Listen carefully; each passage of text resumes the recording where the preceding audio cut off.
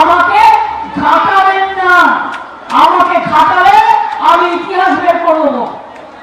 ভদ্রভাবে কাজ করুন, নিজের দায়িত্ব পালন করুন। ঝাড়গ্রামে বুধবার ভাষা আন্দোলনের কর্মসূচিতে মিছিলে পা মেলেন মমতা বন্দ্যোপাধ্যায়। এরপর ঝাড়গ্রামের পথসভা থেকে মমতা বন্দ্যোপাধ্যায় হুঙ্কার দিলেন বিজেপি ও নির্বাচন কমিশনকে। বললেন, আমি না চাইলে হারাতে পারবেন না।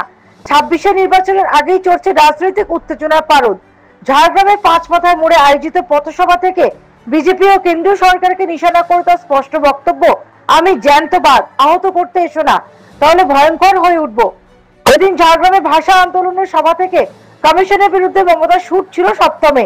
মমতার কথায় নির্বাচনে 8টা মাস দেরি আছে, এখন থেকে সাসপেন্ড করছেন হরিদাস সব, কৃতদাস সব, বিজেপির বন্ডেড লেবার এরা।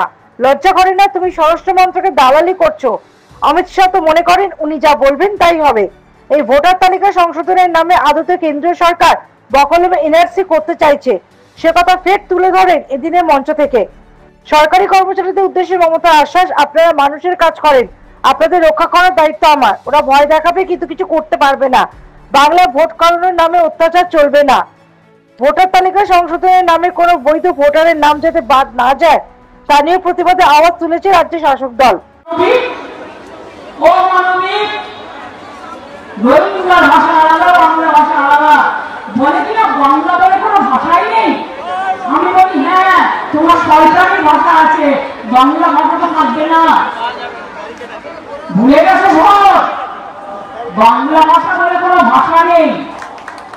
রোজ ভাবছে ক্ষমতায় আছি, মিডিয়াকে কন্ট্রোল করে, গদি মিডিয়াকে দিয়ে উল্টো পাল্টা বলে মানুষে মানুষে ভেদাভেদ করবো, আর সবার নাম বাদ দেবো, যাকে ইচ্ছা রাখবো, যাকে ইচ্ছা রাখবো না।